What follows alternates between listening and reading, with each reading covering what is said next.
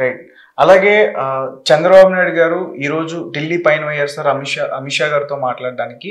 And చాలా మంది కూడా ఏమంటున్నారంటే జగన్మోహన్ రెడ్డి గారు కూడా ఇదే టైంలో వెళ్తున్నారు రహస్యంగా భేటీ కావడానికి. ఈయనేమో నరేంద్ర మోదీ గారితో రహస్యంగా కలుస్తున్నారు. ఇక్కడ ప్రజా దర్బార్ కూడా క్యాన్సిల్ చేసుకుని ఇద్దరు ఒకేసారి వెళ్తున్నారు. దగ్గరలో అసెంబ్లీ సమావేశాలు కూడా ఉన్నాయి. ఈ రకమైన వార్తలన్నీ కూడా వస్తున్నాయి సార్. ఇప్పుడు ఆయన ఎన్డీఏ కూటమిలో ఉన్నారు చంద్రబాబు నాయుడు గారు, కానీ ఆయన పార్టీ తెలుగుదేశం కానీ ఎన్నికలకు ముందే ఎన్డీఏ కూటమిని ఏర్పడినారు. తెలుగుదేశము, జనసేన, తర్వాత బీజేపీ కూడా కలిసినారు. ఒకవేళ బీజేపీ కలిసిన లాభాలా నష్టాలా అది వేరు సమస్య. ఎన్నికల్లో అయితే ఎన్డీఏ కూటమిగానే పాల్గొన్నారు. విజయం ఎన్డీఏ కూటమికే లభ్యమైంది కాబట్టి దాన్ని ఎన్డీఏ కూటమి అంటారు. ఎన్డీఏ కూటమిలో ఉన్నప్పుడు కొత్తగా బాధ్యతలు స్వీకరించినాడు కాబట్టి ముఖ్యమంత్రి గారు అంతరాష్ట్ర వివాదం కూడా ఉంది కదా, తెలంగాణకు ఆంధ్రాకు మధ్య కొన్ని సమస్యలు అపరిష్కృతంగా ఉన్నాయి. అందువల్ల చర్చించేదానికి వెళ్ళటంలో తప్పని, దాంట్లో విశేషం ఉందని, రాజకీయాలు ఉన్నాయని అని అనుకునేదానికి లేదు. ఆల్రెడీ ఆయన ఎన్డీఏలో ఉన్నాడు కాబట్టి రాజకీయ ప్రాధాన్యత ఉండదు. ఈ సమస్యలు ఉన్నాయి కాబట్టి స్టేట్మెంటే ఇచ్చినారు కాబట్టి మేము ఈ సమస్యల పరిష్కారం కోసం కేంద్ర ప్రభుత్వం దగ్గరికి వెళ్తున్నామని. ఇక్కడ ముఖ్యమంత్రులు కలిసినప్పుడు కూడా ఆయన అదే ఆఫర్ చేశారు చంద్రబాబు నాయుడు గారు. ఏమని, ఈ రాష్ట్ర సమస్యలు కూర్చొని పరిష్కారం చేస్తాం ముందు అని చెప్పి ఒక 50 సమస్యలు అధికారుల కమిటీకి, ఒక 20 సమస్యలు మంత్రుల కమిటీకి ఇచ్చినారు. అవి పరిష్కారం అయినట్టు ముఖ్యమంత్రుల దృష్టికి తీసుకురండి, పరిష్కారం కానీ ఇద్దరం కూర్చొని పరిష్కరించుకుంటాం. అంతకు ఏదన్నా ఎన్డీఏ ప్రభుత్వం యొక్క సలహాలు ఏదైనా వారి దగ్గర పని ఉండి వారు నిర్వర్తించాల్సిన కార్యక్రమం ఉంటే కేంద్ర ప్రభుత్వము నేను చొరవ తీసుకుంటాను ఎన్డీఏ కూటమిలో, మీకు అభ్యంతరం లేకపోతే అని తెలంగాణ ముఖ్యమంత్రి గారు కూడా చెప్పడం జరిగింది. సరే మాకేం అభ్యంతరం లేదు, సమస్యలు పరిష్కారం చేసేదానికి ఎక్కడికైనా వస్తామని చెప్పి తెలంగాణ రాష్ట్ర ముఖ్యమంత్రి గారు కూడా చెప్పారు. ఆ సమస్యల మీద కూడా వెళ్ళిండొచ్చు కదా ఆయన చంద్రబాబు నాయుడు గారు. ఎందుకంటే ఇక్కడ కూర్చొని మంత్రుల కమిటీ కానీ అధికారుల కమిటీ కానీ పరిష్కారం చేసే ముందు అప్లై చేయొచ్చు కదా. ఇటువంటి సమస్యలను గుర్తించినాము, కొన్ని ఉంటాయి, కొన్ని చోట్ల మీరు జోక్యం చేసుకోవాల్సింది ఉంటుందని చర్చించడానికి పోయిండొచ్చు. ఆయన విషయం వరకు దాని అదేం బహిరంగమే కానీ అందులో రహస్యం ఏమి లేదు, ఇంకొక అజెండా ఉండేదానికి అవకాశం లేదు. మరి జగన్మోహన్ రెడ్డి గారు ఇక్కడ ఆయన కార్యక్రమాలను రద్దు చేసుకొని బెంగళూరుకు వెళ్ళినారని చెప్పారు.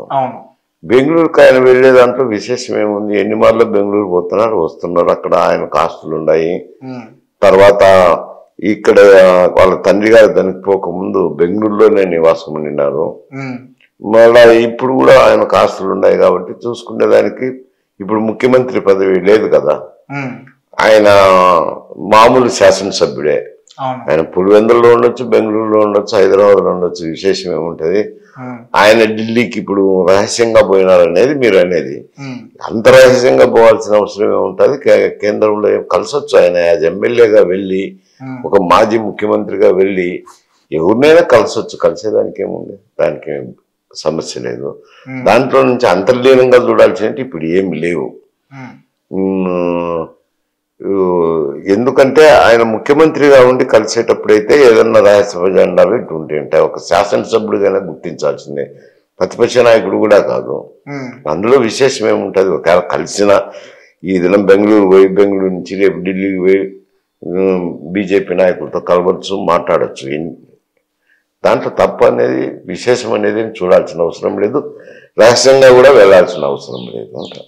అంటే జగన్ గారి మీద చాలా వరకు ఆర్థిక నేరస్తులు అని చెప్పి కేసులు ఇప్పటి వరకు చాలా ఉన్నాయి కదా సార్, దాని గురించి చర్చించడానికి వెళ్ళారని చెప్పేసి కొన్ని ఆరోపణలు వస్తున్నాయి. ఇప్పుడు అవి ఈనాటి కేసులు కాదు, అవి గతంలో ఆయన ముఖ్యమంత్రి కాకముందే సిబిఐ వారు ఎంక్వైరీ చేయడం జరిగింది. ఆ కేసులను కొన్ని అభియోగాలు చేస్తూ సిబిఐ కోర్టు ముందు కూడా రావటం జరిగింది. అవి విచారణ జరగాల్సిన అవసరం ఉంది, ఇంకా విచారణ జరగలేదు. ముఖ్యమంత్రిగా ఉన్నారు కాబట్టి కొంత డిలే అవుతాయి. ఇప్పుడైతే సిబిఐ కోర్టు కూడా ఒక దృక్పథం తీసుకున్నారు. ఈ శీఘ్రగతిన ఈ పరిష్కారం చేయాల్సిందే, విచారణ జరగాల్సిందే అని ఒక నిర్ణయానికి వచ్చినారు. నిర్ణయానికి వచ్చి జరుగుతున్నది న్యాయ విచారణ జ్యుడిషియల్ రివ్యూ జరిగేటప్పుడు ఇప్పుడు కేంద్ర ప్రభుత్వం ప్రమేయం అనేది తక్కువ ఉంటుంది. ఇప్పుడు ఆల్రెడీ ఆయన గతంలో ఎన్డీఏకే మద్దతు ఇచ్చారు. చాలా కాంట్రవర్షియల్ బిల్లులన్నీ వచ్చినప్పుడు కూడా 4-5 కాంట్రవర్షియల్ బిల్లులో కూడా ఎన్డీఏ ప్రభుత్వానికే మద్దతు ఇచ్చారు. ఇప్పుడు కూడా వాళ్ళ పార్లమెంట్ నాయకులు మేము అడగకపోని ఎన్డీఏకే మద్దతు చేస్తామని చెప్పారు కదా, దాంట్లో బహిరంగంగానే చెప్పినారు, ఓపెన్ గానే చెప్పినారు. కాబట్టి ఆ సమస్యను మరో కోణంలో చూడాల్సిన అవసరం లేదు. ఈ కేసులు అనేవి ఇక్కడ కోర్టులో ఉన్నాయి, సిబిఐ కోర్టులో విచారణ జరగాలి. అవి ముందే ఫైల్ అయినాయి, ఆయన ముఖ్యమంత్రి కాకముందే ఫైల్ అయినాయి. ముఖ్యమంత్రి అయిన తర్వాత విచారణలో జాప్యం జరుగుతూ వస్తుంది. ఇప్పుడు ఇంకా పురోగతి ఉంటుంది అనుకుంటాను ఆ కేసులు విచారణ జరిగేదానికి. సార్, ఇక్కడ మోదీ గారు కొంచెం తెలివిగా వ్యవహరిస్తున్నారని చెప్పుకోవచ్చా? ఒక పక్క జగన్ గారిని, అలాగే ఒక పక్క చంద్రబాబు నాయుడు గారిని.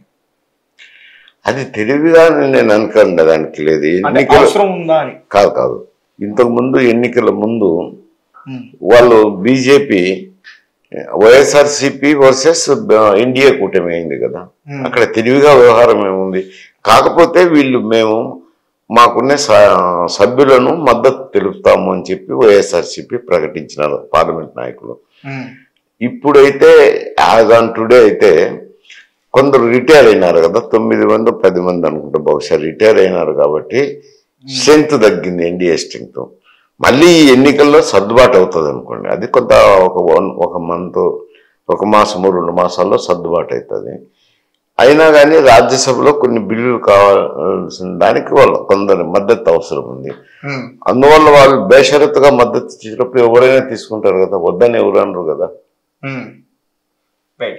సార్, అలాగే మాజీ మంత్రి బొత్స గారి మీద కూడా సిబిఐ విచారణ చేయబట్టబోతున్నట్టు కూడా వార్తలు వచ్చాయి. కొన్ని అక్రమాలు ఎక్కువగా జరిగినట్లు కూడా తెలుస్తుంది. 2024-25కి సంబంధించి ఆయన ముందస్తుగానే కొన్ని అక్రమాలు చేశారని చెప్పేసి అంటున్నారు.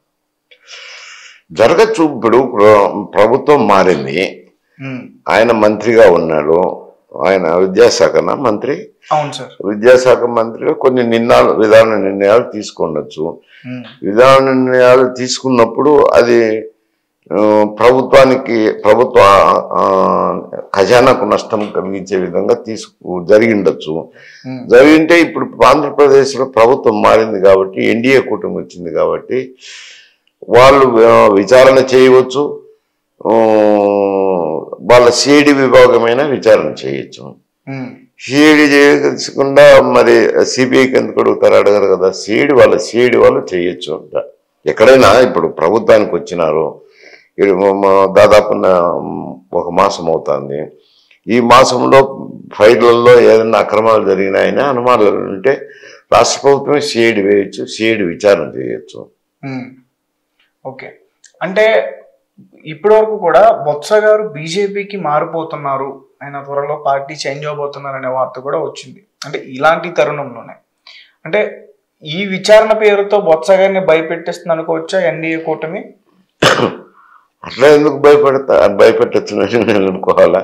ఎన్డీఏ కూటమి, ఎన్డీఏ ఇక్కడ ప్రభుత్వం ఉంది, కానీ బీజేపీ ప్రమేయం తక్కువ కదా, సీట్లు ఇచ్చింది తక్కువ ఇచ్చినారు, పేరైతే ఎన్డీఏనే. అక్కడ గత ప్రభుత్వంలో జరిగిన అక్రమాల గురించి సిఐడి ఎంక్వైరీ వేయటంలో పెద్ద బెదిరింపులు కానీ ఆస్కారం లేదు. వేయచ్చు, వేసి విచారణ జరిగినప్పుడు తర్వాత ఆయన గురించి ఆయన ఆలోచన చేసుకోవాల్సి ఉంటుంది. బీజేపీలోకి పోవడానికే ఆలోచన చేస్తున్నారు. ఈ సిఐడి విభాగానికి కేంద్ర ప్రభుత్వానికి సంబంధం లేదు కదా, అది ఆంధ్రప్రదేశ్ ప్రభుత్వానికి సంబంధించింది. ఓకే సార్, ఇక్కడ పేర్ని నాని గారి గురించి మాట్లాడుకోవాలి. చాలా రోజుల తర్వాత ఆయన బయటకు వచ్చి ఒక ప్రెస్ మీట్ పెట్టారు. ఆ ప్రెస్ మీట్లో ఆయన ఏం చెప్పారంటే, వైఎస్ఆర్సిపి పార్టీ వల్ల ప్రజలు లబ్ధి పొందారు, కానీ ఆ పార్టీ కార్యకర్తలు తీవ్రంగా నష్టపోయారు, ఎమ్మెల్యేలు మంత్రులు కూడా అందుకే ఓడిపోయారు అని చెప్పేసి ఆయన అన్నారు. సో దాని గురించి